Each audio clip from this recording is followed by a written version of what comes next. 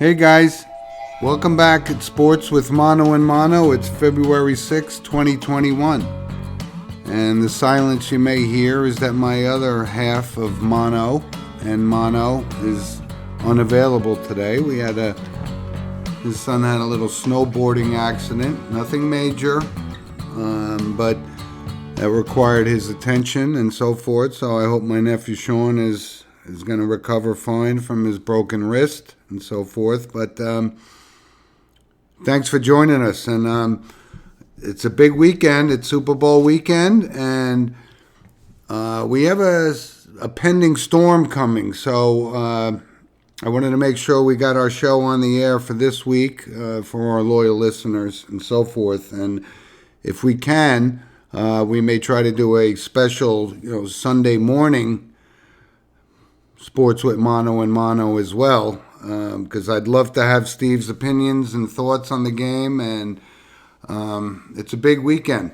But so that what that means, I'm the monologue this week, and I just want to bring up that my monologue is about this COVID thing, and it's happening. It's been going on. It's almost a year now, but I think we're hopefully rounding the corner. People are getting vaccinated and so forth, and so as far as sports goes, well, it's had some impact, and we can't deny it. And but it looks like the Super Bowl is going to be played, and we're happy to know that there's going to be some fans in the stands, and there's going to be some of our frontline workers and so forth. They deserve it. I'm glad they're being invited by the Kraft family and all across the sports. Everybody's trying to send somebody there. I don't know how many people are going to be at the game.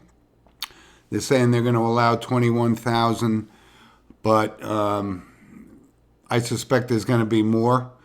But Tampa, it's rocking, and the impact of COVID across sports, it's starting to make a little bit more of an impact on the NHL than it did in the past of last season and Tampa Bay Stanley Cup winning season. But NBA, it's starting to pop up a little more. So I guess outside the bubble, it's still a threat. And, there's a lot of thoughts about, how it's going to impact Major League Baseball and so forth, which we'll talk about, going forward. But, all our best. Get out there, get vaccinated, and let's try to put an end to this, and let's minimize the impact it has on sports. But tomorrow's the Super Bowl, and it's great, and we're going to talk about that as our opening topic. And again, like I said, I miss having my partner here as we approach Super Bowl Sunday, kickoff 6:30 or something in Tampa Bay, and it should be a great game. But Steve, all our best to your son Sean, and if we do our show tomorrow, we're going to get a little bit more in depth than I will by being solo here on the Super Bowl. But looking forward to it. So there's my monologue, and of course, we would be remiss if we didn't start our show with our sponsor, Coriano Trucking of Summer Hill, New York, and we thank them and hope they enjoy the game immensely. It should be it's a great matchup. So let's get right into it. And we got the two best players in the NFL, right? We got a matchup with Patrick Mahomes, who I think is awesome, and I've watched him since his days at Texas Tech and so forth, and he's a great player. Big fan of Andy Reid, and I know Steve was all on board with Kansas City from the get-go. And you know what? I don't dismiss that at all. They're an unbelievable team. They got a lot of talent. But there's a couple of things that are going on their side, right? This morning was, Andy Reid's son was involved in a traffic accident, and, wasn't a fender bender. So how is that going to impact? Kansas City's missing their two tackles. That's a big deal. But with Patrick Mahomes, like I said, this guy is impossible to catch. He's got this innate ability to find a way to win. But he's going against Tom Brady. and let's clear the room here. Tom Brady is Tom Brady, and betting against him is hard for me to do. So I've been on this for 2 weeks now, debating, saying, can this Cinderella story, end up like we think it could? And you know what? I think the slipper is going to fit. So I'm going with Tampa Bay this week, and I'm going with Tom Brady. I would hate to sit here and watch the Super Bowl. Listen, it's going to be a close game. A lot of points are going to be scored.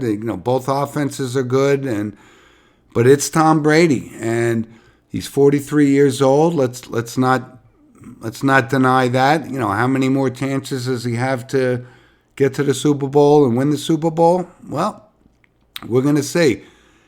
But I'm going with Tom Brady because I would hate to bet against him. Like I said to somebody, I'm a Giant fan, as you know, and I bet against Tom Brady twice in the Super Bowl, and I won. But do I want to roll the dice and go for a third time? I'm not so sure. I don't think so.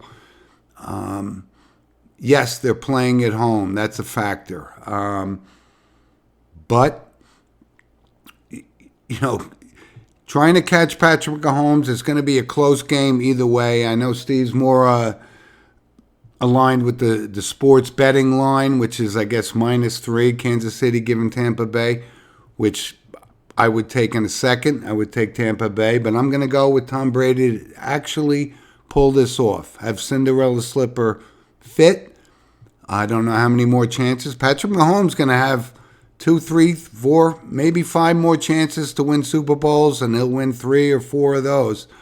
So his day is coming. But the whole story, it couldn't have been a better matchup for the Super Bowl 55, and it's going to be great.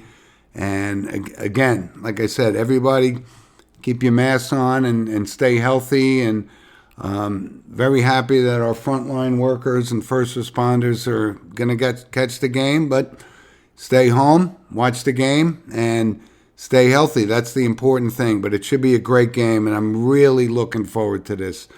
Because there hasn't been that many Super Bowls in the past, few years that were just, you just stop the time and sit there and you say, I'm going to watch this game, but this is a great matchup. 2 great quarterbacks, a lot of history behind it. Tom Brady won his first Super Bowl when Patrick Mahomes was in kindergarten, for crying out loud, which is amazing. It's amazing. But he's a great kid. He's going to have his chances, and I'm leaning toward Tampa Bay because if I sat there and watched the game and rooted against Tom Brady, shame on me.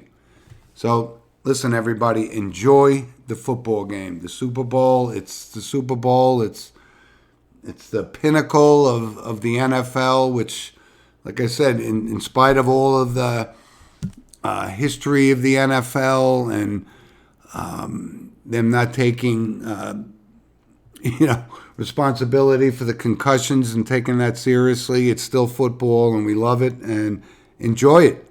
So, because we got a pending storm coming in the Northeast tomorrow, so that's why I wanted to make sure that we were out there and listening and talking to our loyal fan base and enjoy the football game. And if we can do a bonus show tomorrow morning, we certainly will.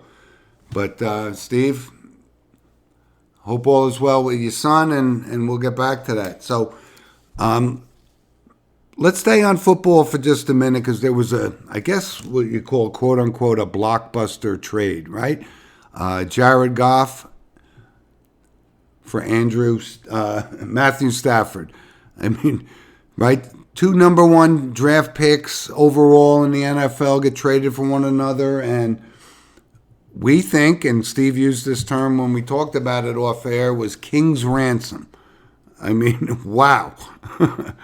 2 number 1 picks. I don't know how this is going to work out, but it was something that, and we talked about this with Deshaun Watson saying he wants to be traded. And I said, well, they should have done this right like the Detroit Lions did, where the Lions and Matthew Stafford said, let's part ways. That's fine. They executed the deal. I think they gave up, way, way too much. But it happened, and let's see if that could turn the Rams season around. If Sean McVay says he thinks he's got a better chance of winning the Super Bowl with Matthew Stafford than Jared Goff, well, we've talked about Sean McVay before, and he's a great young coach and good mind when it comes to the game of football. So let's see how that pans out. And we talked about Deshaun Watson. Listen, if he wants to sit out and put his $40 million a year contract on hold, then that's his choice. But we've talked about this before with the James Harden and Anthony Davis about these guys just saying, I want to go somewhere else. Well, hopefully the Houston Texans are going to hold their ground this time because the Rockets didn't, and they traded him to the Nets. But Deshaun Watson, he's a good quarterback, but he hasn't proven himself to a point where Patrick Mahomes has. So what are we talking about here? That we're going to cave in to these guys that say, I have a contract I signed, and he signed it less than a year ago, paying him, $40 million a year plus. That's a lot of money. That really is just, at this point, saying, I don't think you should just be able to walk into your employer and say, I don't like the working environment, so I want to be traded. Well, you're under contract. And again, we've talked about this before. I hope the Houston Texans hold their ground here and say, you're under contract, and we're trying to fix this, but they don't have the pieces in place right now. But you can't just hold a team hostage. It just, to me, like I said, you want to give up $40 million a year, go for it. But while we're on the NFL, there was a great ESPN 30 for 30 on this week. And I hope, for our younger listeners, you may not know who Al Davis is, but our older listeners, Jim Walsh and company and Mike Garvey from Naples, we know who Al Davis was and what an impact he had on the NFL. But I highly recommend it. And Steve and I have talked about the ESPN 30 for 30s and the HBO documentaries on these sports topics, but this was great, and great footage. I thought it was a little lame that they did the, actors portraying Al Davis and Pete Rozelle. That was a little bizarre, but the historical footage of the case of, him saying, I want to move to Los Angeles, and the battle between Pete Rozelle and him, it was great. 2 thumbs up. Highly recommend it. Watch it, and it'll put a lot of things into perspective about, from the days of old to where the NFL is today, and it's great. Al Davis had the foresight to foresee this being a multi-billion-dollar business, and he had his team's best interest, and the Raiders, won a couple Super Bowls. But it's a great subject. It's great from a historical perspective in the NFL, and I highly recommend it. So, listen, enjoy the game, folks. That's our football segment for now. And let's move on real quick to Major League Baseball. There's a couple of things that were going on. The owners proposed a 154-game season. I'm not so sure why this is a big deal or why the players wouldn't have accepted it, but that's still up for debate because we still have this pandemic and we're working with that, and players getting outside the bubble, which they would be doing in the Major League Baseball scenario. I think they'll come to some sort of agreement. And like I said, 154-game season. If you could do that, why can't you do a 162-game season? Get it back to the way it was and what a full baseball season is. Because I still, there's an asterisk on everything. The Dodgers won the World Series last year, but it was a 60-game season. And to me, it doesn't carry a lot of weight. But I would love to see them, spring training's a couple of weeks away, may get pushed out. But there's going to be Major League Baseball this year, and looking forward to it. Some couple of notable things that were happening in Major League Baseball. Nolan Arenado Colorado Rockies. The guy is, probably one of the top 2 or 3 players in the game. Got traded to the St. Louis Cardinals, for a myriad of draft picks and so forth. But I was a little surprised. He's been around. He's put up big numbers, but we're going to find out whether or not, those numbers, were due to the fact, that he was playing in a hitter-friendly baseball stadium, so forth. But can't deny his talent at third base, one of the best third basemen in the game. So that was a big trade. Let's consider that a blockbuster, if you will, because you don't get many players like this, and there's a lot going on. And we talked about Trevor Bauer. All Met fans, sorry, but I thought he was going to the Mets as well. But he's a California kid, and he took the money in a 3-year deal worth over $100 million, which, putting into perspective, I still scratch my head when you think, DJ LeMahieu's contract was 6 years, $90 million, and Bauer gets 3 years for $102 million. I don't know. I mean, I think LeMahieu should have got Trevor Bauer's agent to represent him. But that was a big signing. And a couple other things in Major League Baseball, the Mickey Callaway situation, which, it keeps coming up time and time again. It keeps coming up. The harassment that these guys, feel entitled to portray across women and so forth, and sending text messages with pictures. It's bizarre. And, I agree with a lot of our sports colleagues that, this has to stop. And, it's going to stop because people are going to wake up. The Mickey Callaways and the Jared Porters and even Brett Favre, although he overcame that for some reason from a PR perspective. But you got to do the right thing here. And Mickey Callaway, in California, the labor laws are a little different. But if he was still a coach of the Mets when this came out, well, then he would have been fired on the spot. But he was just suspended by the California Angels, pending further investigations. Well, we're going to see. But you know what? His days as a Major League Baseball coach are over. It's the time. Whether you want to call it the Me Too movement or whatever, it's happening. And you can't continue to do this and get away with it. So, Mickey Callaway is going to be the poster boy for if you got a pass or you're going to do it or you're going to take a picture and then hit send, you're going to get caught and it's going to cost you your career. So, last baseball note before we move on is Dustin Pedroia. Scrappy, 5'9" player, 3 world championships with the Boston Red Sox, finally retired. Injuries finally overtook him. Couldn't get back, to that major league level. But, what a great player. Scrappy guy, MVP.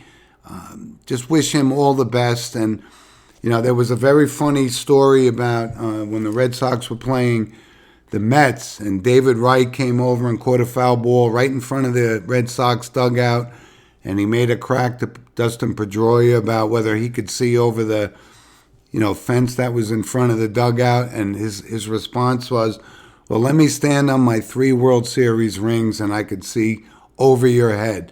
Great line, and, he was a great player, solid, scrappy player. Not a Boston Red Sox fan, but you got to admire. We always, on Sports with Mono and Mono, give credit to guys, whether they're on our team or not, for the impact they had in baseball or any other sport. But Pedroia, excellent. Godspeed to you. Good luck. You got a great resume.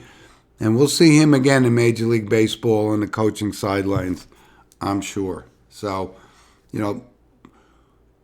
baseball's coming, right? Spring training's coming. It's hard to think because we've had these, we got 25 to 30 inches in New Jersey and from a snowstorm. We got 6 more coming.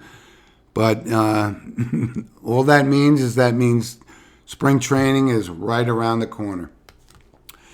So let's move on. And I first of all, I want to make sure we thank our sponsor, Lynch Toyota of Manchester, Connecticut, who's been a loyal supporter of the show, and we certainly thank them. And they're New England Patriots fans, which means they're Tom Brady fans. So I know who they're rooting for this week, and we're going to see hopefully Mike Lynch, president. I'm on board here. I'm rooting for Tom Brady as well. So, couple of things. Let's move on to the NBA. And again, COVID seems to be a little bit more prevalent than it was in the postseason last year, which wasn't really a year ago, obviously, but COVID is out there and so forth. So you hit the Brooklyn Nets yesterday. Kevin Durant got called off the court. In the middle of the game, but these are the protocols we have to follow in order to make sure things are getting better. But the NBA, there was an interesting thing. The league announced that there's going to be an All-Star game, and two of the biggest players in the game said, you know what, this isn't the time for an All-Star game.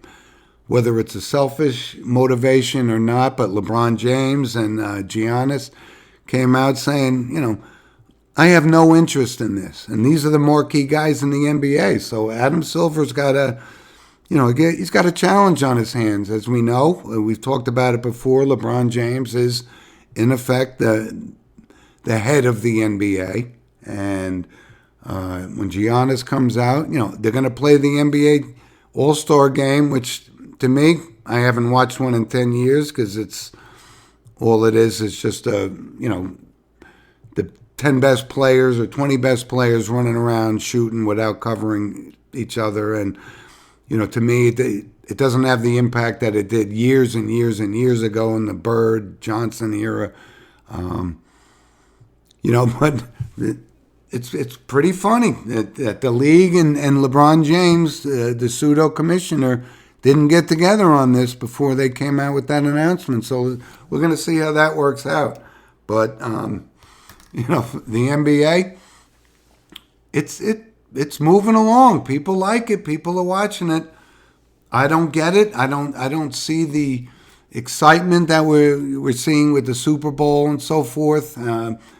Because so many things have been dictated, and we talked about the Deshaun Watson, but the Anthony Davis thing in the NBA when he said he wanted to play with LeBron in Los Angeles, and they let that happen. They won the championship, and as I stated before, they're going to play the Brooklyn Nets because they got the big three: Kyrie Irving, James Harden, Kevin Durant. That's a matchup that's going to make money and generate a lot of revenue for the NBA. Just one real quick before we move on from the NBA. Carmelo Anthony. Yeah, I know. Carmelo Anthony, still playing in this league. Moved into 13th place all-time scoring.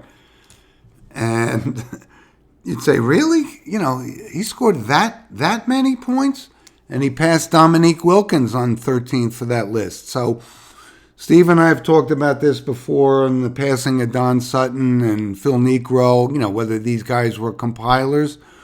Well, listen, Carmelo Anthony's legacy, he won a national championship when he was at Syracuse as a freshman, has had a great career, but he's been compiling for the past few years. He's not the player that he once was, off the bench kind of thing, but, hey, listen, 13th on the NBA all-time scoring list is, nothing to smirk about. And, congratulations to him. And we talk about who he passed, Dominique Wilkins, which is kind of a shame because he never got a chance to lift that championship trophy. One of the all-time, goes down like Marino in football, great Hall of Famers, but didn't get a chance to taste the champagne. That's a shame. But congratulations to Carmelo Anthony.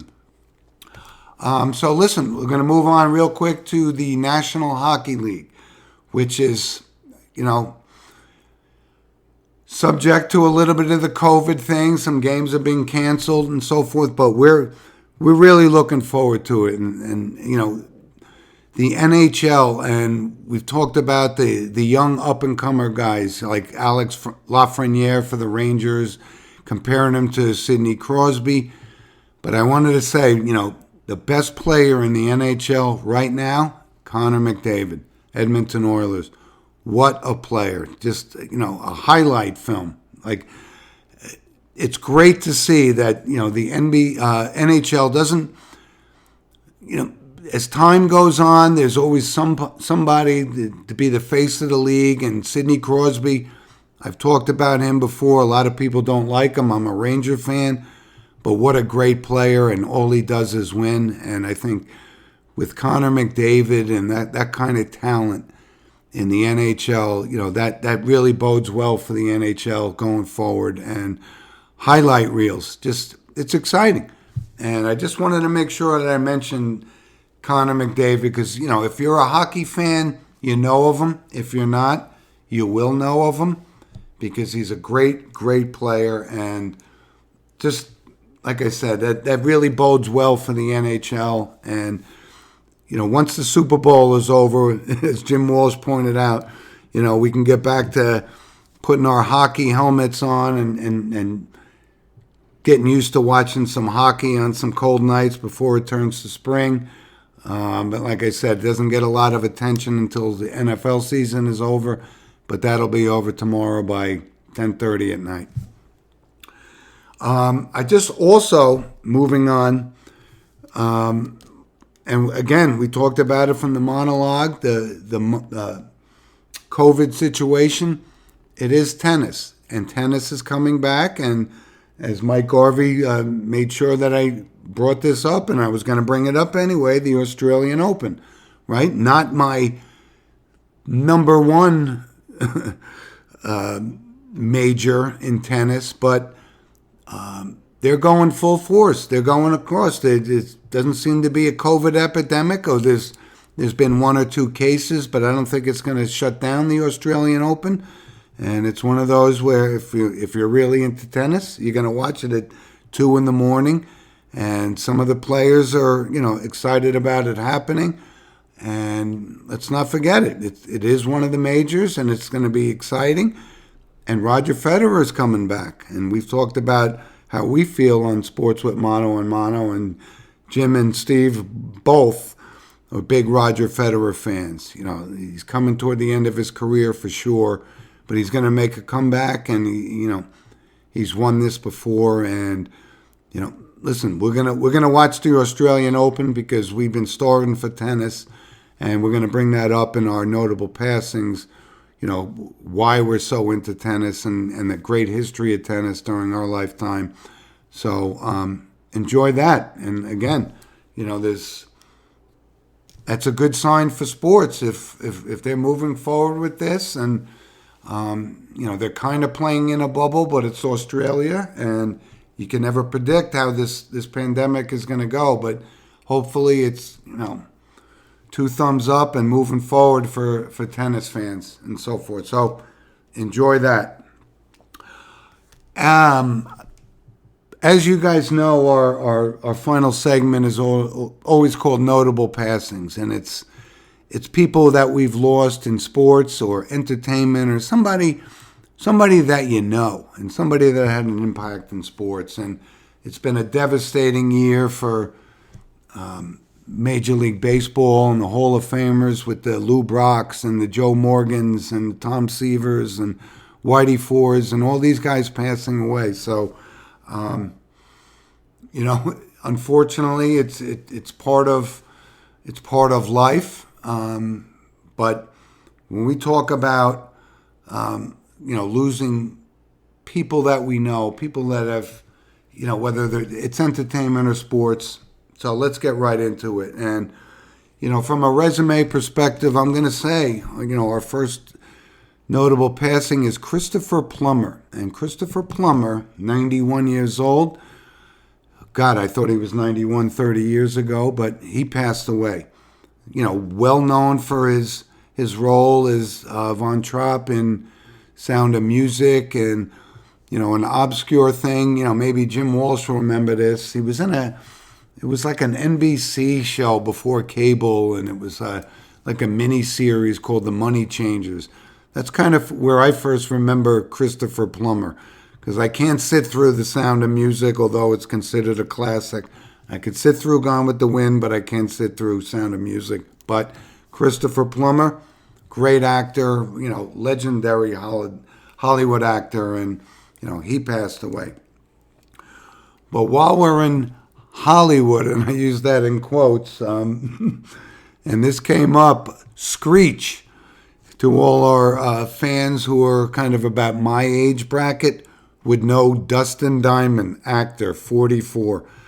Played an unbearably difficult to watch show, but I had to watch it because my kids were at that age where Saved by the Bell was considered actually a good show. It was intolerable as a parent to watch, but you can't deny that it was popular, and it's still popular today in reruns. We talk about Dustin Diamond and so forth.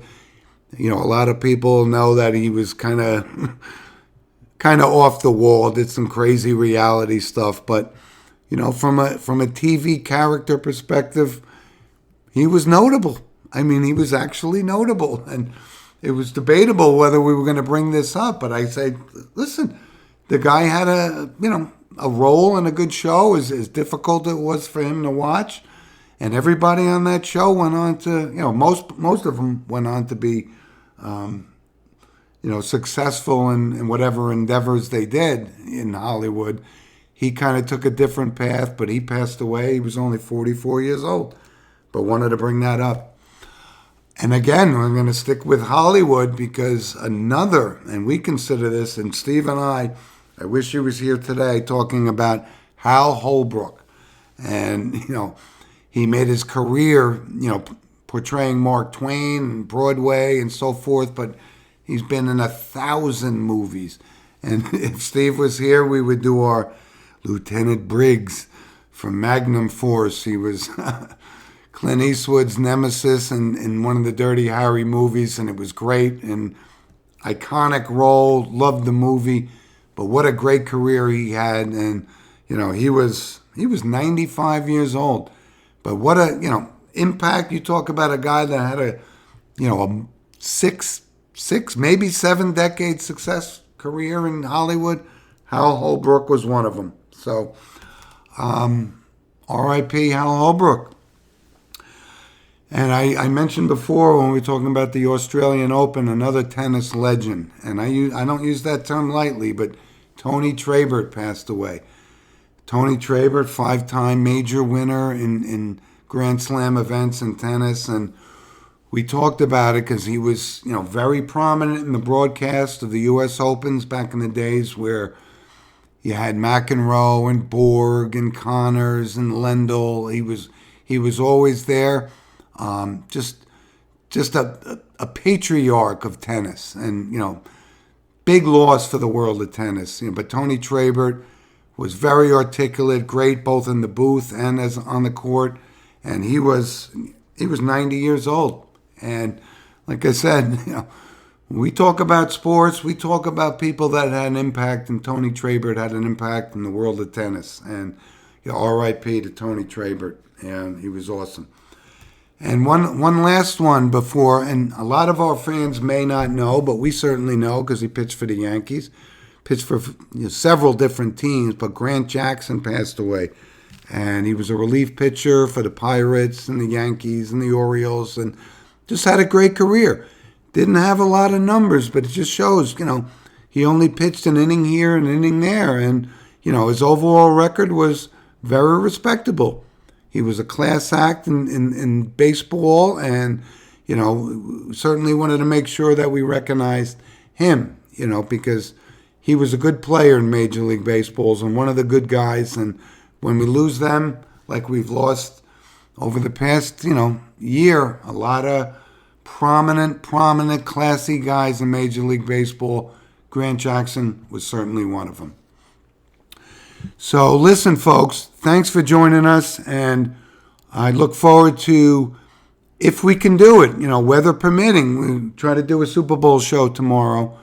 But thanks for joining us. I wanted to make sure and enjoy the Super Bowl. And not sure how it's going to go, but like I said, I'm on record. Steve's going with Kansas City. I'm going with Tampa Bay. And I think it's going to be a great game, and it's everything we want in a Super Bowl. So enjoy it. Thanks for joining us, everybody.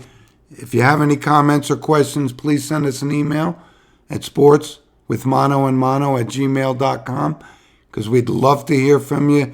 Thanks to all our fans out there, and enjoy the Super Bowl, and we'll talk to you soon. Thanks.